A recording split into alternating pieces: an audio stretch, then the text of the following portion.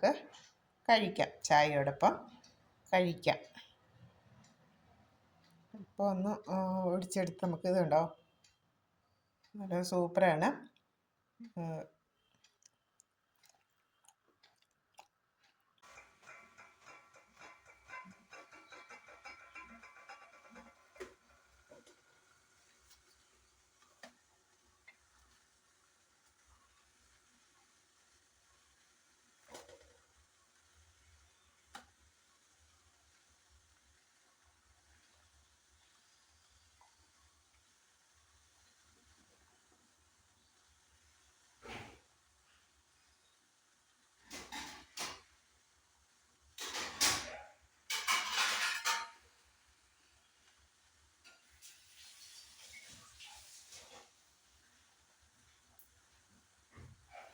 നമുക്ക് 2 തട്ടിലായിട്ട് വെച്ച് കൊടുക്കാം.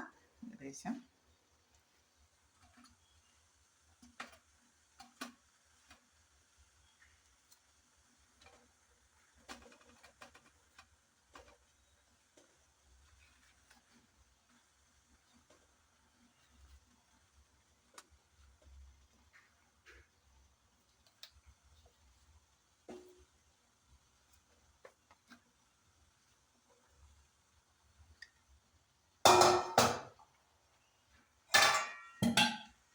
ഒന്ന് അടച്ചു വയ്ക്കാം. ആവിയിലൊരു 20 മിനിറ്റ് ഇരുന്ന് വേകട്ടെ. അപ്പോൾ 2 തട്ടിലായി വെച്ചിട്ടുണ്ടല്ലോ. ഇത് നെയ്യിൽ നന്നായിട്ട് വഴറ്റിയെടുത്തിട്ടുള്ളതാണ്, ഏത്തപ്പഴവും തേങ്ങയും ചേർത്ത്. അപ്പം ഇങ്ങനെ ഏത്തപ്പഴവും തേങ്ങയും ചേർത്ത് വഴറ്റിയെടുത്തിട്ടുള്ള ആ കൂട്ട് അരിപ്പൊടിയിലേക്ക് നന്നായിട്ട് മിക്സ് ചെയ്ത് കൊടുക്കുക. അരിപ്പൊടിയിലേക്ക് നന്നായിട്ട് മിക്സ് ചെയ്ത് കൊടുക്കുക. അതിലേക്ക് അല്പം തേങ്ങയും ചേർത്തിട്ടുണ്ട്.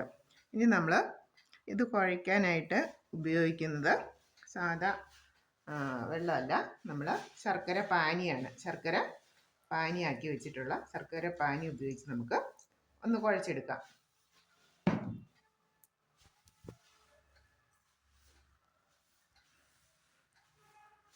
ശർക്കര പാനി ഉപയോഗിച്ചാണ് നമ്മളിത് കുഴച്ചെടുക്കുന്നത്. നമ്മൾ എടുത്തിട്ടുള്ളത് അരിപ്പൊടി, പിന്നെ ഒരു പഴം, ഏത്തപ്പഴമാണ് ഞാൻ എടുത്തിട്ടുള്ളത്. ചെറുപഴമാണെങ്കിലും എടുക്കാം. അത് ഒരു പാനിൽ അല്പം നെയ്യ് ഒഴിച്ച് നന്നായിട്ട് തേങ്ങയും ചേർത്ത് വഴറ്റിയെടുത്തു.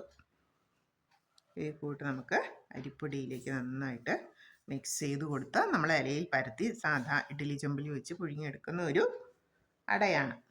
ഒരു 4 മണി സ്നാക്സൊക്കെ ആയിട്ട് നമുക്ക് നന്നായിട്ട് ഇത് ഉപയോഗിക്കാം.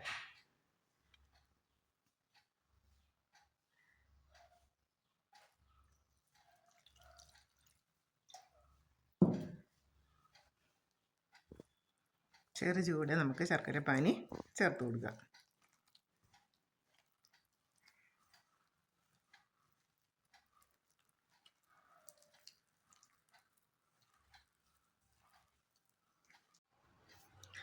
ഹലോ കൂട്ടുകാരെ, നമ്മൾ അരിപ്പൊടി നന്നായിട്ട് ശർക്കര പാനി ചേർത്ത് കുഴച്ചെടുത്തിട്ടുണ്ട്.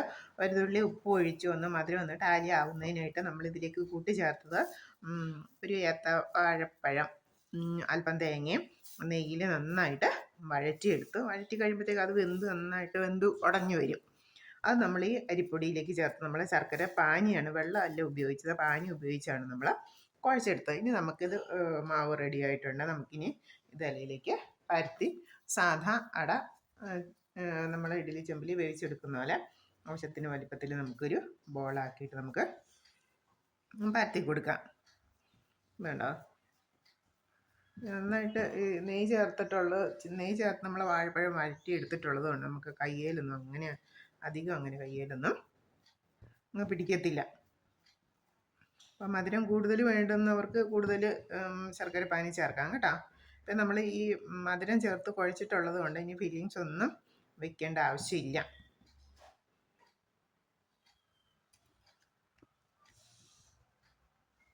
ഓരോന്നോരോന്നായിട്ട് നമുക്ക് ഇത് പരത്തിയെടുക്കാം. എല്ലായുടെ വലിപ്പം അനുസരിച്ച്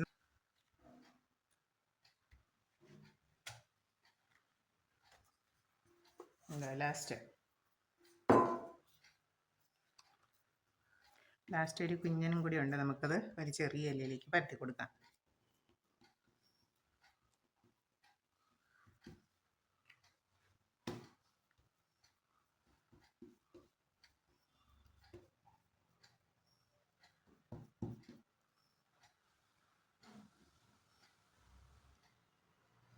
ഓക്കേ, നമ്മളെല്ലാം ഇതാ പരത്തി എടുത്തിട്ടുണ്ട് എല്ലാ അടകളും.